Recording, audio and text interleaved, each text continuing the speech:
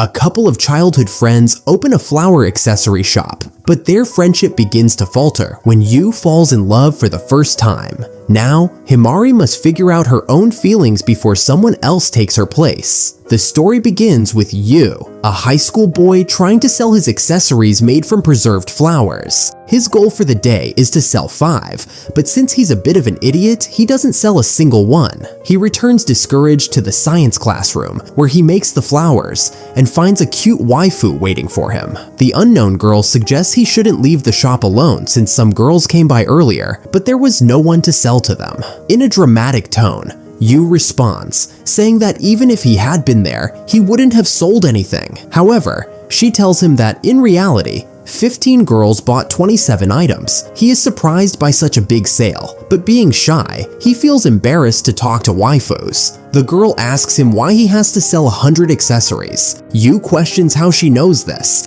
and she replies that the teacher told her. Though he doesn't want to respond, he can't resist his classmates' charms. So, he confesses that his dream is to have his own shop, but his parents want him to be a streamer, influencer, or something that generates money. Since he got stubborn, they agreed that he could do whatever he wanted if he managed to sell 100 items at the festival. She laughs, saying it's normal for his parents to want him to be a TikTok creator, since that's where the money is these days. Then she asks how much he has left to sell. Yu responds that a lot, and she tells him to relax because she can sell everything in no time. 2 years have passed, and now the boys are in high school, while the girls watch how Himari promotes and sells accessories on a website called Yu. After selling out his merchandise at the festival, Yu managed to sell his products at his family's mini-market, since the boys can't set up their own businesses there. He spends his afternoons in the lab making keychains, and although everyone finds it strange, he enjoys working alone. But he's not entirely alone, as Himari shows up to surprise him. She approaches him and tells him to leave the work for later, saying she's noticed his eyes shining and that it's time to close. Yu responds that he still needs to finish some earrings, but Himari hangs herself around his neck, and he interprets it as, "You should be grateful that I'm still talking to you." He can't help but remember their first encounter. After the festival, Yu invited her for a burger and asked why she had helped him. She's wearing a new necklace that Yu designed and says that she only wanted to sell them and that she's willing to support him so he can have his own shop. She admits that she saw him working on that necklace and tried to talk to him, but he ignored her. She also mentions that she's seen him taking care of the flowers in the yard, even naming them and crying when he has to cut them. At first, she only thought about buying the necklace, but then she noticed that he was doing terribly, so she decided to help. To do that, she asked her brother for a favor, which cost her a lot, so now Yu owes her. He accepts and asks how she wants him to repay her. Himari responds that she wants his eyes, but not in a creepy way. It's because when he creates those things, his eyes shine, and she wants him to only show them to her. In return, she'll sell all of his creations, and they'll be friends forever. Back to the present, Yu asks Himari how it went with the talent agency. She tells him that she rejected them because she wants to focus on the shop, and she reminds him that if they don't have it before they're 30, they'll get married. Yu asks her to stop joking about that, as her brother is taking it seriously and even calls him brother-in-law. She explains that it's because she likes him and really wants him to be her brother-in-law. Yu tells her that to marry someone, they should at least date first. Himari asks if he still thinks about the girl he fell in love with on a field trip in elementary school, and says it sounds made up, and that he should find a real one instead. He says it's because she never leaves him alone at school, but Himari responds, "Then why have you been with other guys?" Yu suggests that her exes might be out there talking bad about him. Himari thinks that's possible because when she was with them, she only talked about Yu. In reality, neither of them really understands how love works, and she only does it out of boredom. Yu asks if she really plans to wait for him to open the shop to marry him. She answers that yes, or maybe she'll end up in an arranged marriage since her family is noble and could marry her off to some old pervert. Yu feels bad about that and promises to help her if it happens, but Himari says, "Really? You actually believed that?" Yu returns home to finish some orders and recalls the conversation they had as kids. Both of them realize they're not very open to love, and Himari proposes they get married if they're still single at 30. Yu rejects the idea because he finds it annoying, and honestly, it's tiring to see how much she moves. Later, He takes the packages to the shop and hands them over to his sister Saku, also asking her for more money to cover the costs of the accessories. The next day, a guy asks Himari if she's dating the flower guy and tells her she deserves a real man. Himari tells him to get lost and realizes that people don't understand her relationship with Yu. She just hopes to be his friend forever. She wouldn't like it if he got a girlfriend and left her behind. Meanwhile, Yu is getting juice from the machine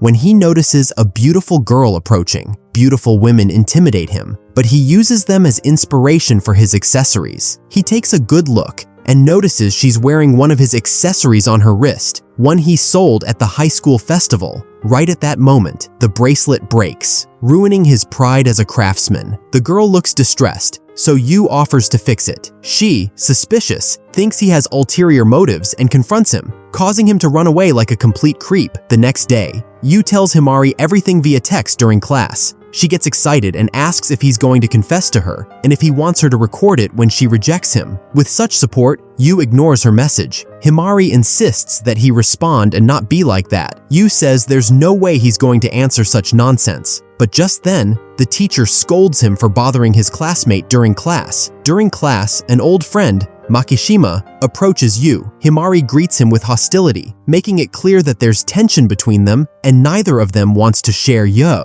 Yu doesn't understand why they get along so badly, especially since they were even a couple in high school. Himari responds that she only dated him because she was bored and that Makishima cheated on her with 5 girls. Makishima, shrugging, tells her that it's what happens when you date someone out of boredom. Yu asks what brings him around. Makishima remembers his purpose and tells Rin to show herself. The girl with black hair appears, so he kept her hidden while they were greeting each other, fighting, and explaining their relationship? What patience! To everyone's surprise, Himari recognizes her too. At lunchtime, the friends head to the rooftop to eat, because of course, where else? Rin turns out to be Makishima's childhood friend from his old high school, and Himari knows her because her older sister was friends with Rin's brother. Moreover, her sister was the one who promoted the accessories at the festival, using her model status, which explains why Rin has the bracelet. But she probably doesn't know that Yu is the one who makes them. The point is, they asked him to repair the bracelet. They meet in the lab. Yu examines the bracelet, but Rin gives him a "I'll kick your ass if you don't fix it" look. Himari warns him that Yu is very sensitive and that if Rin treats him like this, he'll get scared.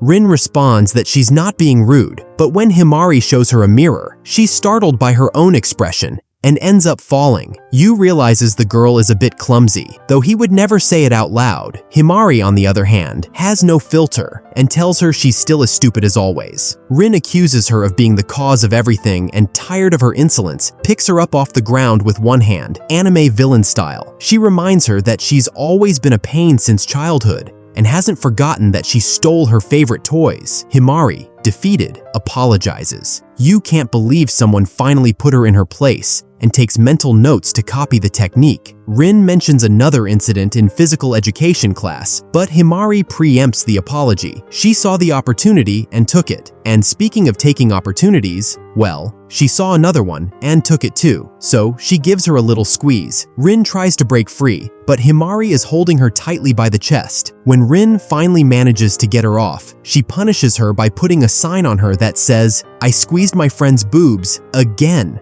Yu, oblivious to the chaos, focuses on fixing the bracelet. Rin notices how absorbed he is, and Himari explains that when he works, he loses himself completely, to the point where he shouldn't even be listening to them. So they decide to test it. When Yu finishes, he sees the girls are dying of laughter. He doesn't understand what's going on until he notices his reflection. He has bows and braids in his hair. But hey, the bracelet is fixed. After school, Yu says goodbye and heads off on his own. Himari and Rin walk together to the bus stop. Rin asks Himari what her relationship with Yu is. She replies that they're just friends. Rin asks if they're not dating. Himari, curious, asks if Rin is interested in him. Rin denies it and says that's not the reason. When they reach the bus stop, Rin changes the subject and asks if a stranger has ever asked her out. Himari, confused, thinks she's talking about people online or something. Rin nods and mentions that her family says only the noblest people can make you feel moved by simple things. Himari remembers that her family owns a candy shop, but doesn't understand what that has to do with the conversation.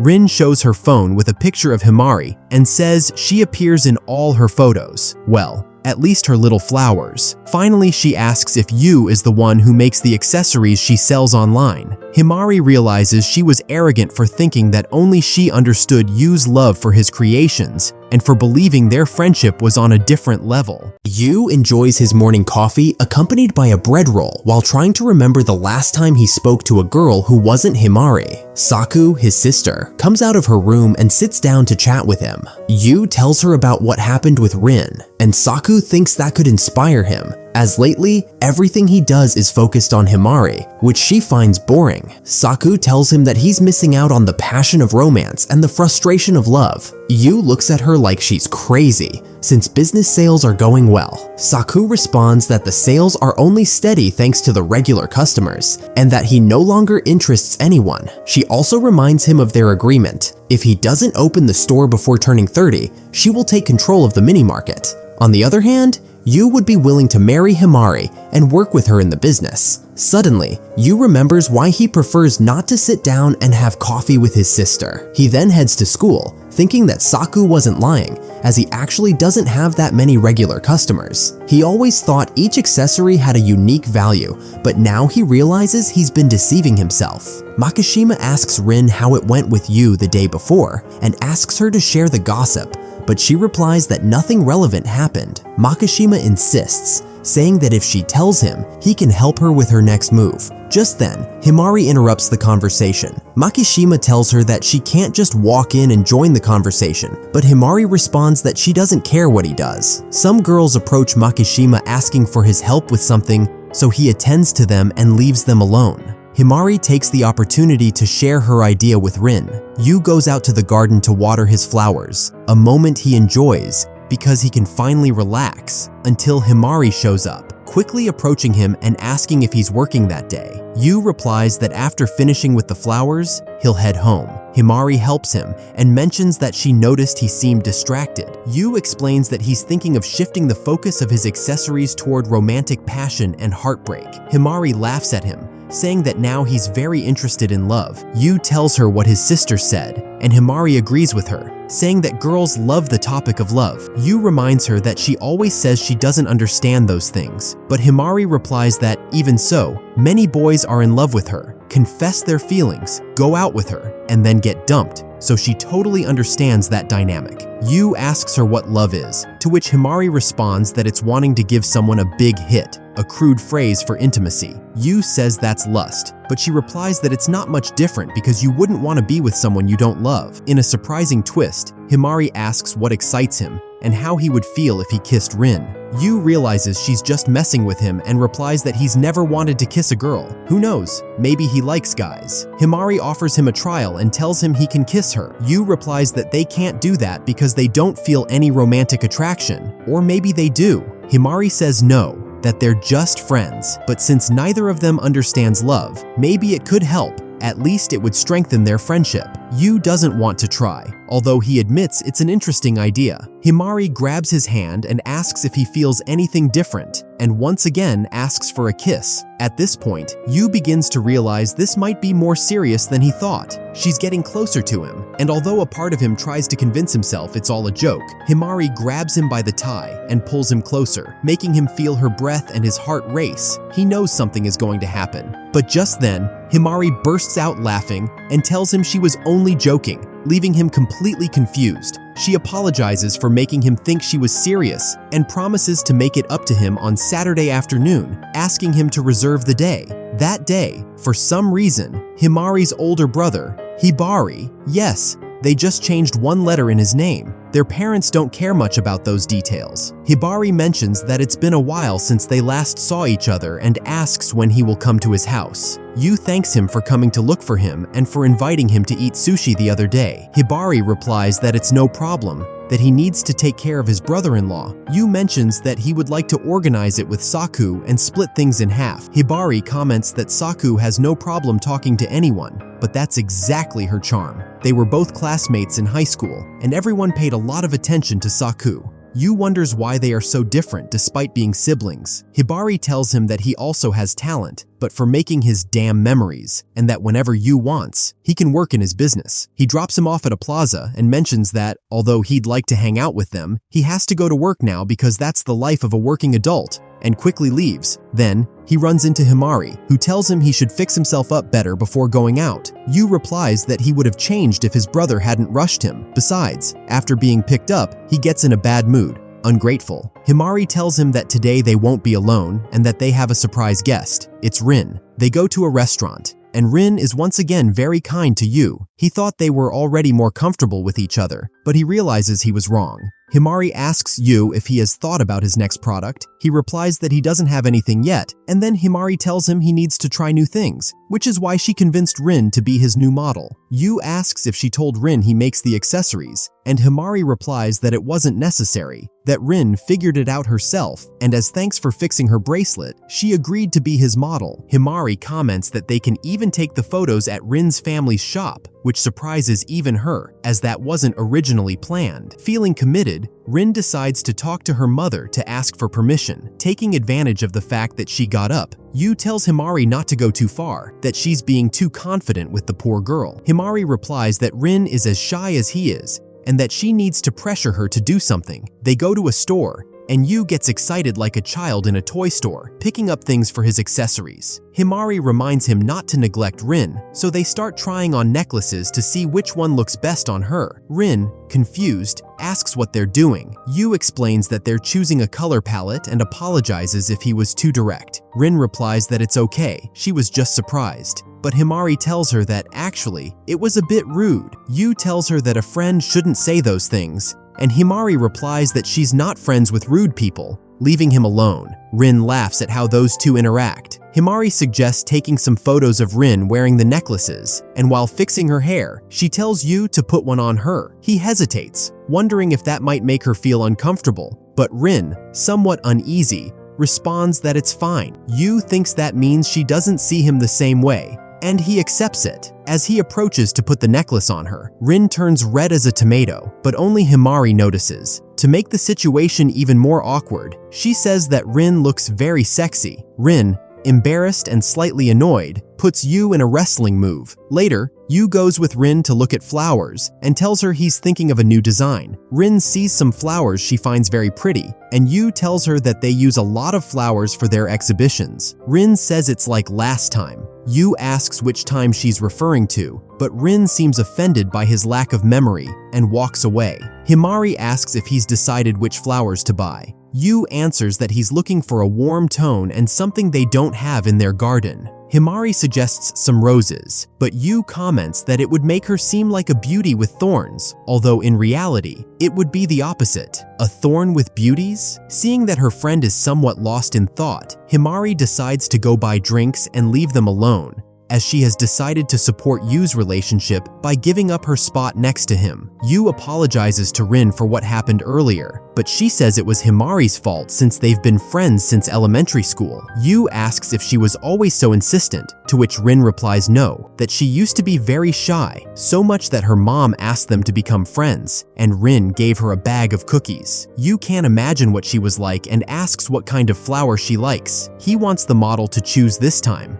Rin replies that she likes large flowers, and Yu thinks they would look nice since they wouldn't overshadow everything else she has. He apologizes again for being so rude and mentions that tulips would be nice depending on how they grow, as they change with the temperature. He then apologizes for boring her, commenting that he never liked sports and never had friends because he was boring. Rin stops him and asks why he likes flowers. Although Yu tries to avoid the question, Rin insists. Finally, He tells her that in elementary school, he went to a botanical garden with his family, but he got lost and ended up meeting another lost girl. They looked for their parents, and with the little money he had, he bought her a flower for her hair. The girl told him she would take it home and wear it every day to remember him. Even though the flower wilted, since then, Yu has wanted to make flowers last as long as possible and hopes to meet that girl again one day. He had never told anyone this, only Himari. Rin tells him that the flower was a hibiscus and that she told him it was the color of her hair. Rin comments that she hated the color of her hair until that moment. Yu realizes that Rin is the girl from that story. Outside, Himari, seeing the scene, decides not to interrupt. Yu and Rin exchange numbers, and so the day ends. Later, Himari is in her room, thinking about what Rin said about the bracelet her sister gave her. She remembers the boy who bought her a flower at the botanical garden. Himari realizes this is the story Yu told her before, and understands that they didn't need her help. It was fate that brought them together. Although she wants them both to be happy, she can't help but feel bad. It seems a love triangle has formed,